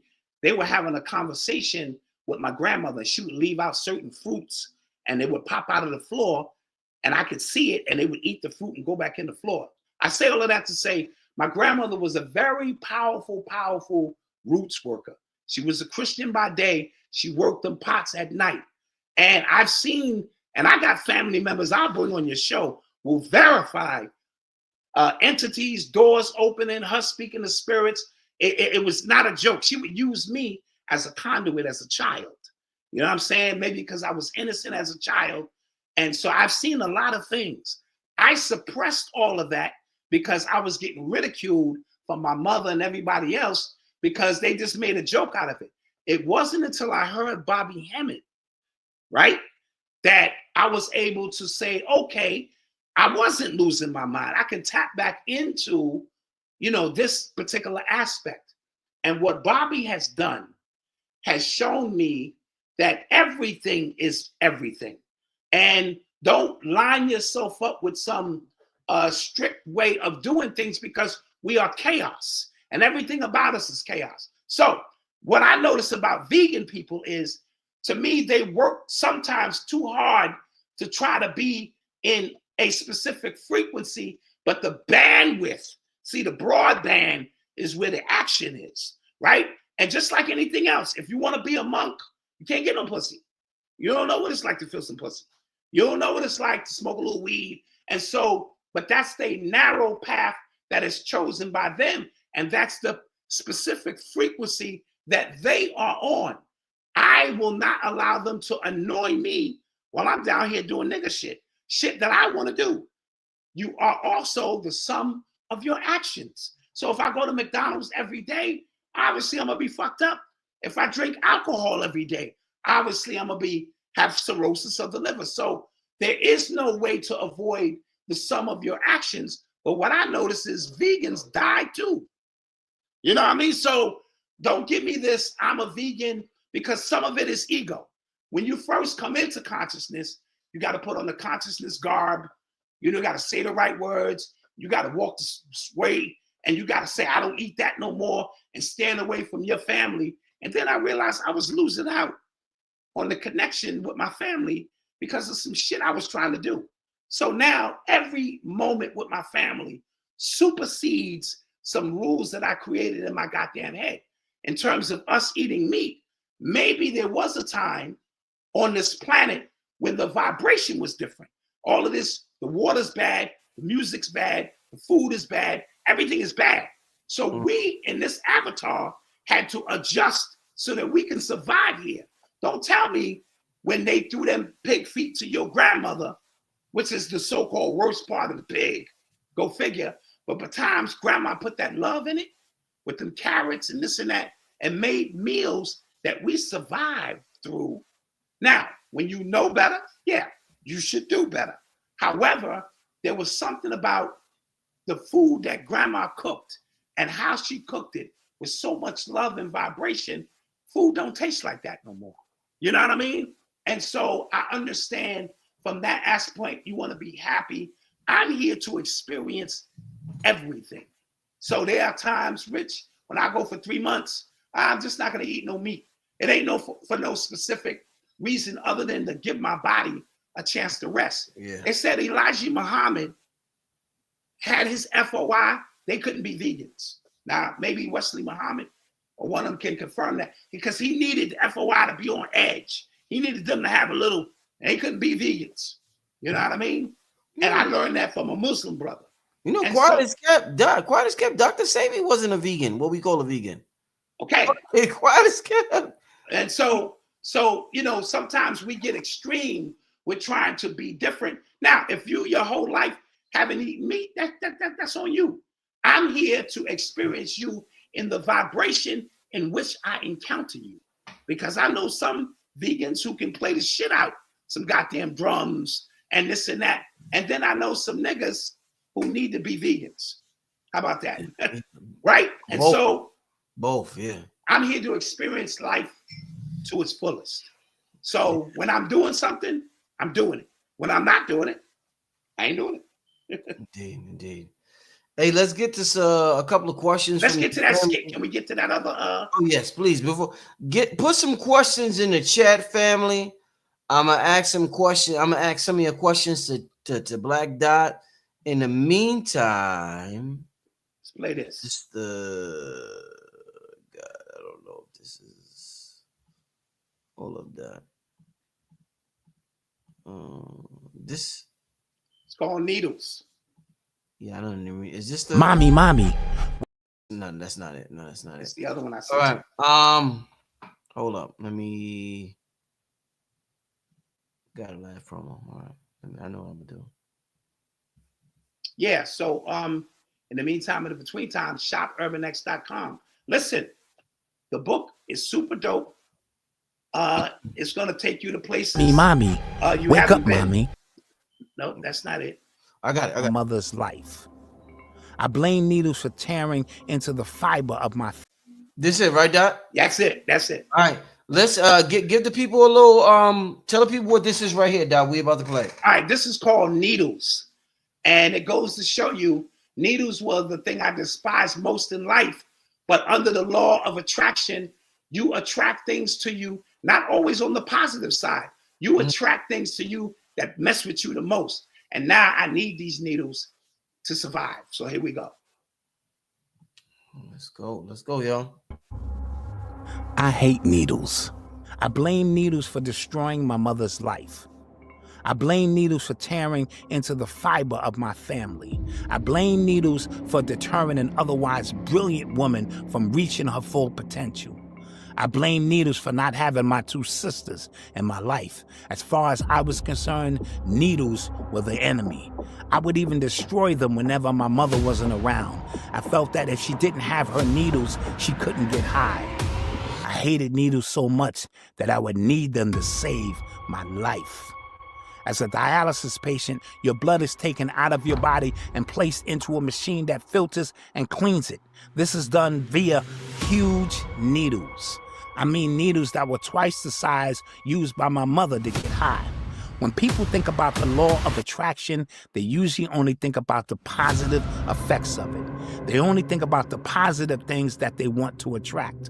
However, the law of attraction works both ways. And because the subconscious mind is so much more powerful than the conscious mind, the things that we despise or hate the most also have a magnetic pull to them. I drew these needles into my life as a testament of the emotional scars that had plagued me for my entire life. Now I need the very things I despise the most in life. Needles.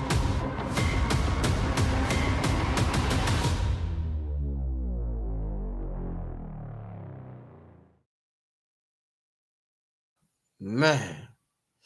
Hold up. Let me wow. Once again.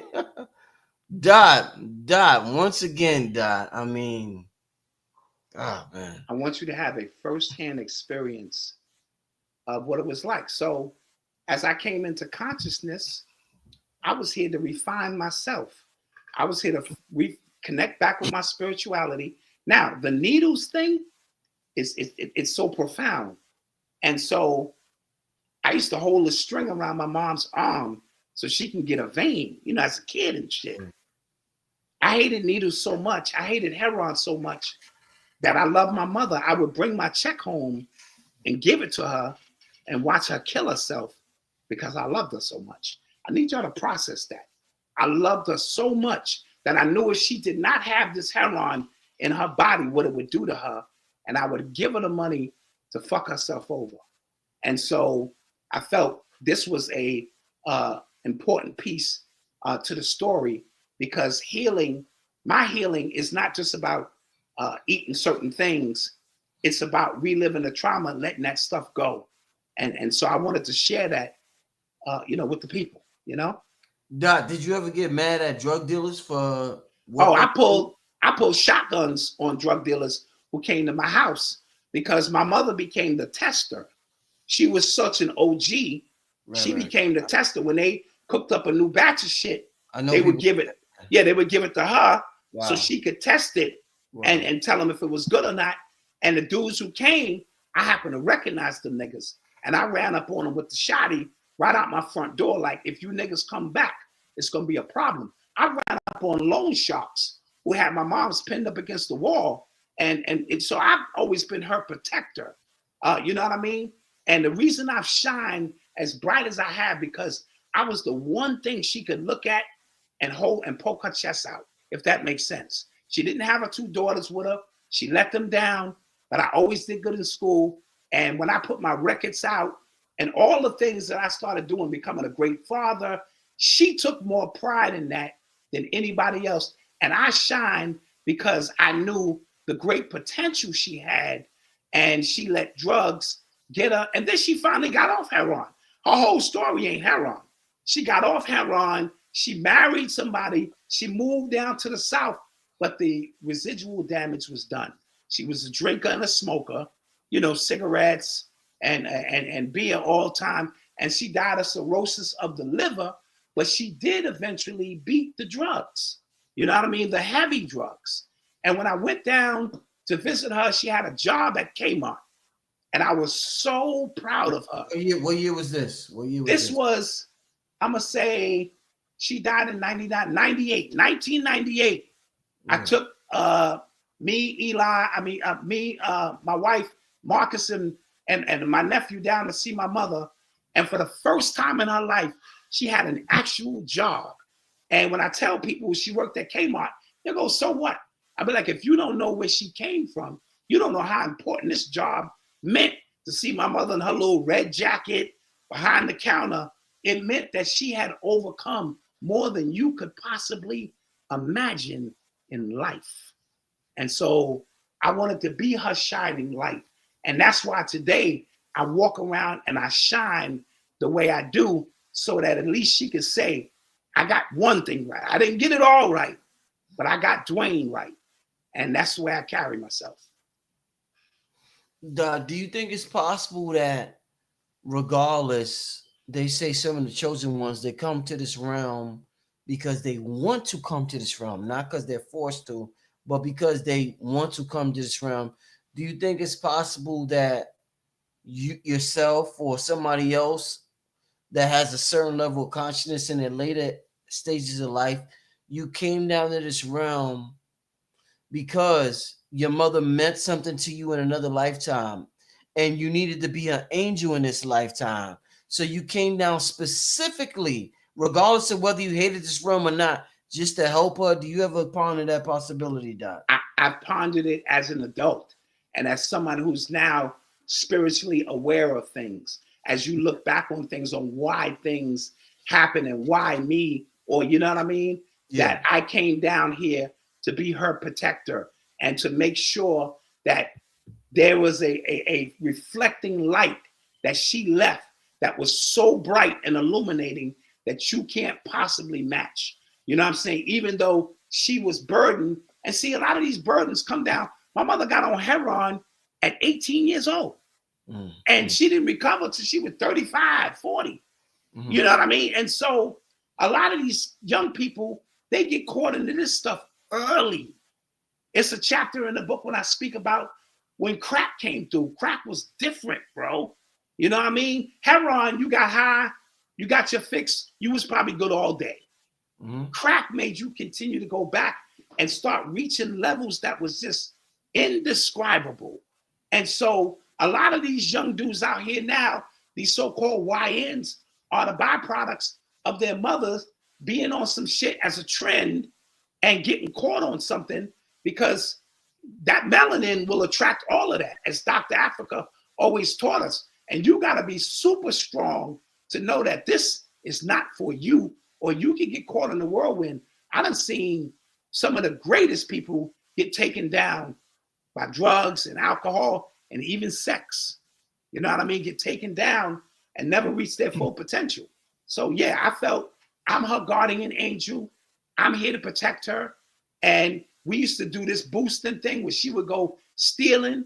And if she got caught, I would cry so goddamn loud and be so hysterical. Security guards would let her go. You know what I'm saying? Because they didn't want to deal with me. Little do they know that that was all a part of the plan. You know, and I've always been there for her because she was always there for me. The reason I didn't get taken by child services is because I was 6 or 7 or 8 years old and could, you know, defend my mother, so to speak, you know? I want to ask you,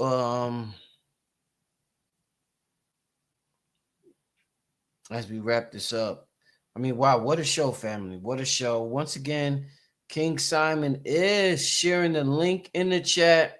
Shop Urban X. I would advise everybody to get this book. You gotta laugh to keep from crying. Now, Rich, before you ask that question, Yeah. remember, I got a few of these left. So if you want me to send a message to you personally with the book, it's there. Or Father's Day is coming, right?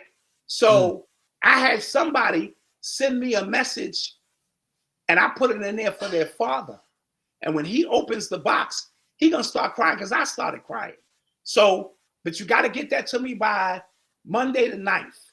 So you can send me an MP4 at sales@urbanx.com of you telling your father or your husband you recognize that he is the hero in your life for Father's Day. Because what we get to see a lot, Rich, our children sometimes get to see the Clark Kent of who we are, not the Superman, because we drop the cape at the door when we come in and we got our sweatpants on. But in the real world, we got to fight racism, police brutality, all kind of things we have to fight in the real world, which makes us who we are. And a lot of fathers take that with them, but the kids don't get to see that. So to tell your dad, I recognize you as the hero on your hero's journey of all you've done, because 3 sisters, they sent theirs in and had me in tears. So now I know what that's like. Now, here's the extra hack. If your father don't read, you keep the book. And in that slot, you can put a wallet, a watch, some Yankee tickets, anything. You can improvise. So you can send me a 3 minutes or less MP4 version of a message. I will insert it into the box. And when your father or husband open that up and they hear the messages from you, ball game over. Or if you want a message from me, yo, Black Dot, I'll send you a message. Or you could just get the book signed, autographed copy, because when this stuff goes to Amazon and Walmart and Barnes and Nobles, you ain't gonna be able to get no autograph. So shopurbanx.com. One other thing I want to say, I'm gonna be at Long Island University on June 22nd with Shabazz, brother Shabazz. I opened the production. We're putting the team back together, and you can come down if you've never had a nostalgic event where you came to a lecture at Long Island University. This is your opportunity. It's called Writer's Block. It's going to be me, brother Tafiro Azar, brother Adika Butler, King Simon is going to be there, and the elder, I forget his name, if it escapes me, on June 22nd from 1 to 8 o'clock.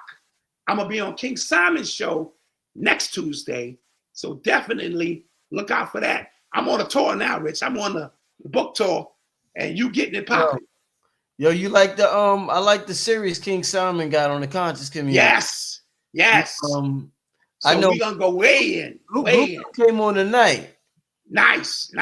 Did you get a chance to see my joint a couple of weeks ago? No. Yeah, I was on there. I was on there a couple of weeks ago. I'm trying to think who else was on there. I see it was on there. Okay, well, Dr. Black Dot got to Valentine do been that. on there. Black Dot got Yeah, to do that. I got to do yeah, that. Side indeed. note, Phil Valentine, of course, he got a package. He said, Dot, I'm at a loss for words. He said, I'm never at a loss for words. He said, this package was so awesome and it meant so much. He said, even I'm at a loss for words. So this is something you're going to definitely want.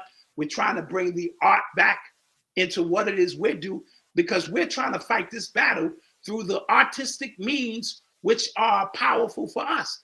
I'm a writer. You might be a singer. You might be an MC. You might be a dancer. So don't let them cloud the ability for you to do art first and then allow all that other stuff to take place. We're getting back to the authenticity, and I appreciate everyone's support. We can get to some Q&A. Ask your question, Richard, unless I made you forget it. Oh shit, you know, I'm trying to think right now. Oh man, it'll come to me. It'll come to me. In the meantime, let's get to. Wow, it's just been a great show. We just been going with the flow. And I thank you. I thank you for opening up this platform, because this is a metaphysical conversation. Yes, You know what I mean? And so understand it's spiritual, it's metaphysical, it's so much embedded in it. And to have this platform and to open up and you ask all the right questions, it just makes it a very special event, and I appreciate it. Thank you, my brother. Let's get to I know I saved the question. Well, okay. Well, this is Brother Rich. Please ask the question. Can you ask Black Dot, was the recent Urban X episode just a pop-up show, or are he and Malcolm back on a regular basis again, Dot? It's just a pop-up show. Now I will be back in some capacity because I took the 6 months off to complete this body of work. And now I need to get back in front of the people, not just to promote, support the work. It's because people, we hear you guys, and the emails and DMs, they come in every day about how much you miss us, and I appreciate it. But along this conversation we had, we spoke about Malcolm finding his own path. It means more for me for him to walk his own dogs and find his own path than to keep something together that we can keep together just because of the chemistry that we do have. You understand my point? And I don't want to put Tashina Arnold's business out there. She just bought 10 copies of this. God damn. 10 boxes. God damn. Shout out to Sheena. Shout out to Sheena. Yeah, shit. You know, and so it's important. So Dot and Malcolm will be popping in from time to time. We just don't want to get locked into a frequency where we're doing it so much that you don't appreciate what it is that we do. And covering the news it's draining. See, Rich come on, he covering topics that take you beyond these realms to question your reality. We're covering nigga news half the time. I'm trying to put some metaphysical, blueprints in there. What is nigga news? And it gets a little draining at times. Right. So this time off has been great. But we will be back.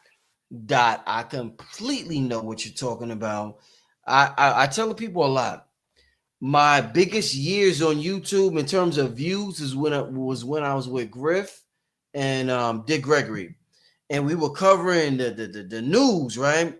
And whatever was happening in the news, I was making a show about it, and I would get 100,000 views, 200,000, 300,000, and it was dope. The views was dope, but I was so drained, and it's especially the Obama era was when they had the white, what they call that, the white rage or the white whatever. Yeah.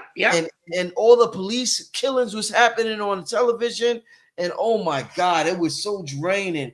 I would do a show, and at the end of the show, I felt so depleted. Yes. So depleted. So I know people could never imagine what it's like doing what we do, especially if you cover certain topics and you're on a certain frequency. So I totally get it, my brother. Yeah. And then we would have to research some of this stuff in advance, right? Yeah. Now, the cool thing for me was I'm spontaneous. And so I let Malcolm dig the stories up, and I would just sit here and do what I do. I'm called a sit-down comedian.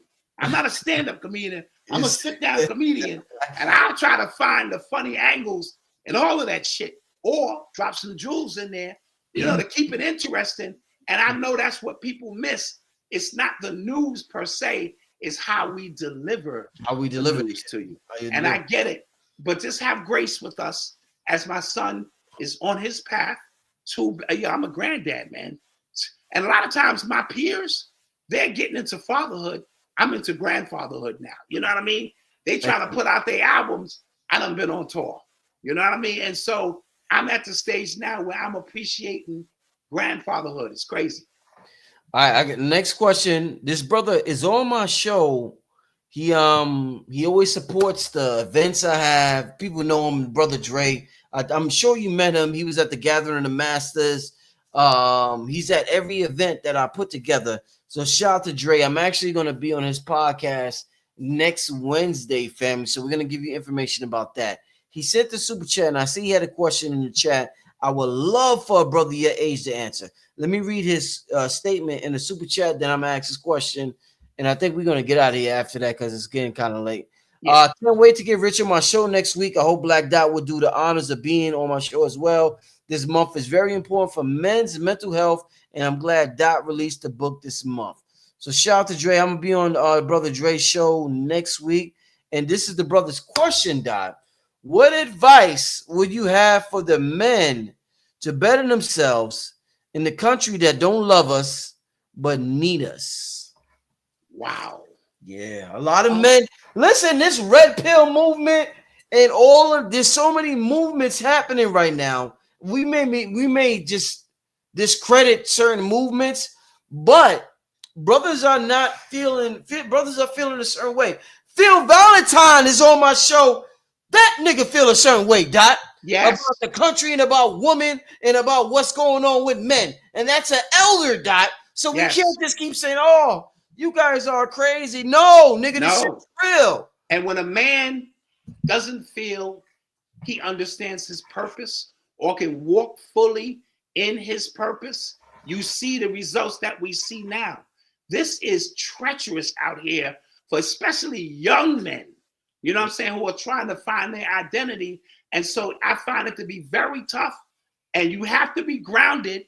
Listen, this is going to sound corny as shit. First of all, solidify your ego and go get you a woman that you can work with. Not a perfect woman. Stop all that bullshit. You know, these young girls, they want a perfect man, 200,000, this, that. I'm saying if he got all that, why the fuck he needs you?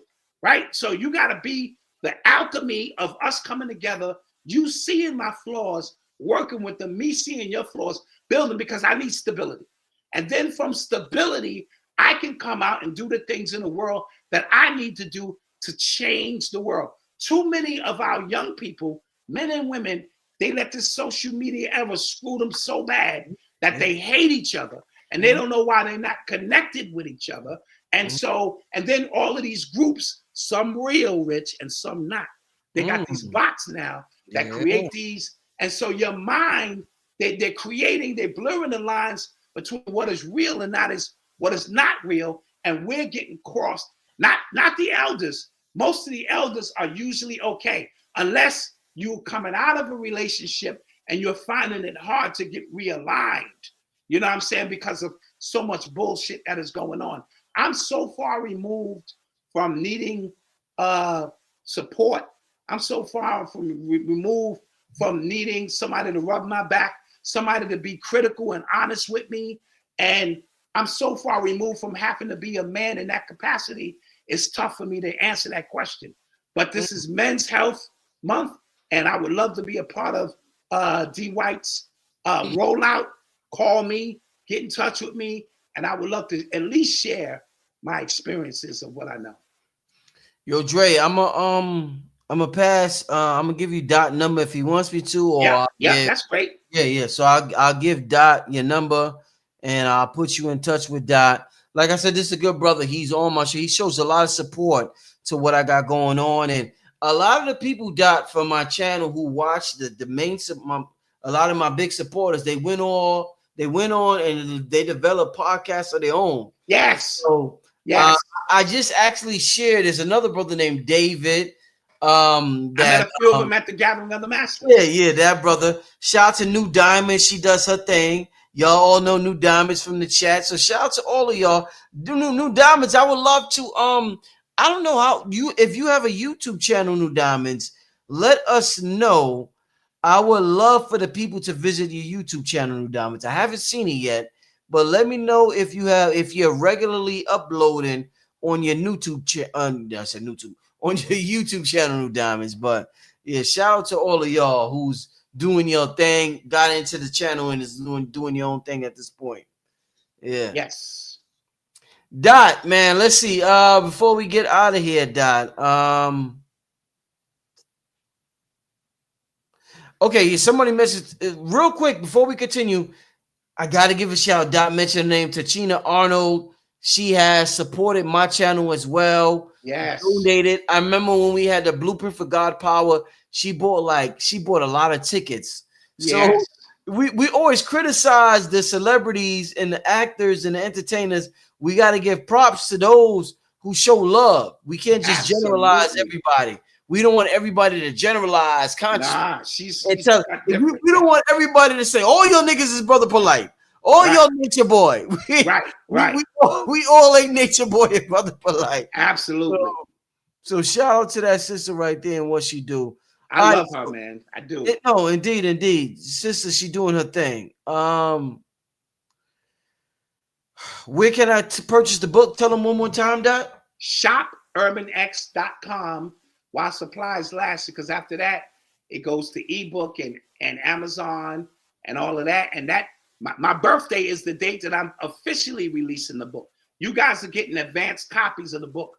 On my birthday, I might, do a party, because I give a party every 10 years, Rich, my 20th, 30th, 40th, and 50th. And I usually give one, but due to the book coming out on my birthday of this year, I might throw a nice little party. And so, Dot, yeah. Dot, I don't know what party. I came to some party of yours years ago in Harlem on the east side. It must have been on First Avenue. That was Malcolm's book signing. Oh, that's what it was. Right. That's what it was. Oh, what year was that, Dot? Damn. 2019 or 2020? One of those, yeah. 2020. I think it was, yeah. Wasn't that a hell of a book signing? Amazing. Yes. So yeah, Dot. I always make sure I come to the events, Dot. Absolutely, because they always make sure we're gonna show up and show out. Let's get to this last question before we get out of here, family. Cool.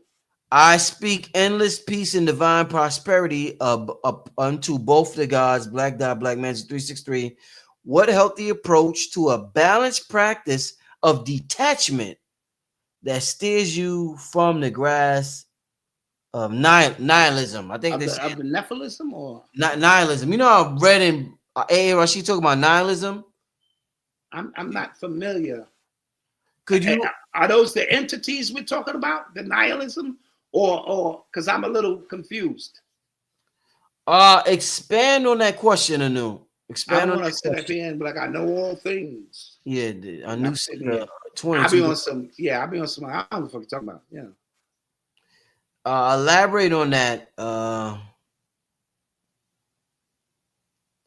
Elaborate on that, Anu, if you can. If she's talking about like demiurges, like energies that grasp onto you from the astral realm or something, that's a whole nother subject in itself, because we open up these vortexes through the bad eating, through the music, through the food, and through sex and things of that nature, pornography. And so the airwaves of the astral realm are not what they used to be. It's a superhighway. Your government is up there. All kind of entities looking for a body is up there. And fear, anger, and all of those things are food sources. So if that's what you're speaking of, again, vibration, crystals, meditation, awareness are the things that help kind of just keep your vibration strong, and your psychic awareness has to be sharp at all times. Indeed. And I see people posting the definition of nihilism. I appreciate it, but I wanted to get that brother's content, what he was directly talking about, because I know he's tapping into a certain vibration. We're gonna get to another question, and if he doesn't answer, then we're gonna end the show. But let's get to this other question to end the show. All right, Bella wants to know, how can women support our men in the most natural way so that we can both evolve, because helping them is helping us. Great way to end the show. Thank you, Bella. Great way to end the Bravo, show. you're almost answering the question. We have to stop. When did we be against each other?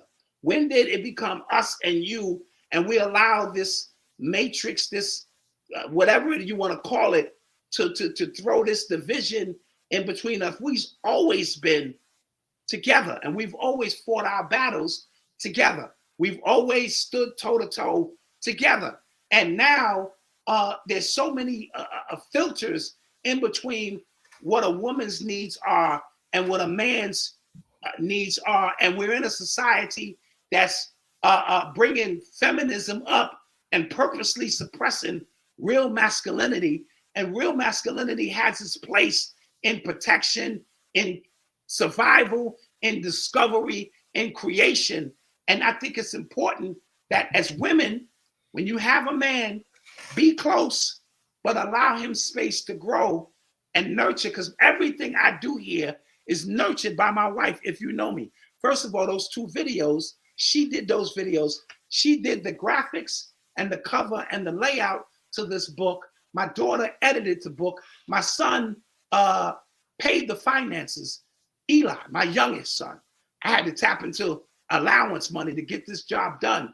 And so, but when I speak to my wife, I speak of things that may exist in my mind and beyond, and she vibrates on a level to tangibly bring that shit into existence. And it ain't always easy, but we get the job done. And so you have to find someone who nurtures that. And within her, I'm always there protecting, nurturing, providing, and solving problems, because that's what men do. I don't care how old you are. Your job is to solve problems here. Solve this matrix. Solve your woman. And she is complicated. And so these are the things that we're challenged and faced with, but we got to get back to the simplicity of courting each other and being with each other and working through half of the bullshit that ain't got nothing to do with us. As crazy as it seems, we've created these illusions of things that we are not connected. We are connected. Let's get back to the connecting part. I love it. Excellent way to end this conversation tonight. Amazing show. We just passed the 2-hour mark, Dot. Amazing show. Tell the people your contact information one more time before you get out of here, Black Dot. Wow, I love this show tonight. Thank you. If you want to order the book or some merch, shop urbanx.com. You know, I'm on Urban X TV, on Instagram, the Black Dot #1, on Twitter or X, the Black Dot _, and on Facebook is Dwayne Bowser. That's who I'm going to be referring to or coming into again. That's what my mama named me. And I done been Sheba LaRock. I done been Cool D. I done been KD, Mr. Delirious KD, KD the Captain, and now the 7th name I chose was the Black Dot. All right. And so you get the science with that. But my mama named me Dwayne. So that's who I'm going back to. Love you to life. Rich, this was amazing. I can't wait to build whenever we build. Family, go to that website, order the book. Dot. Thank you once again, my brother. Absolutely the best. Shout out to the Virgos. Thank you. Shout out to the Virgo Nation. We're so analytical. We could put something like this together. Absolutely. Family, have a good night. I won't be live tomorrow night. I'm going to be doing my silent meditation show during the daytime tomorrow, but I won't be live tomorrow night. I'll be live again tomorrow night. I'll be live during the nighttime on Thursday. So with that being said, Dot, thank you so much, my brother. I will talk to you soon. Enjoy your night, Dot. Peace. Family, enjoy the rest of your night, family. Thank you so much for tapping in. I will see some of y'all tomorrow afternoon for the silent meditation hour that we are now implementing in our lives. And for the nighttime show, I will be back Thursday. And I'm not even going to tell you the guest, but it's going to be an amazing guest Thursday night. With that being said, everybody have a good night.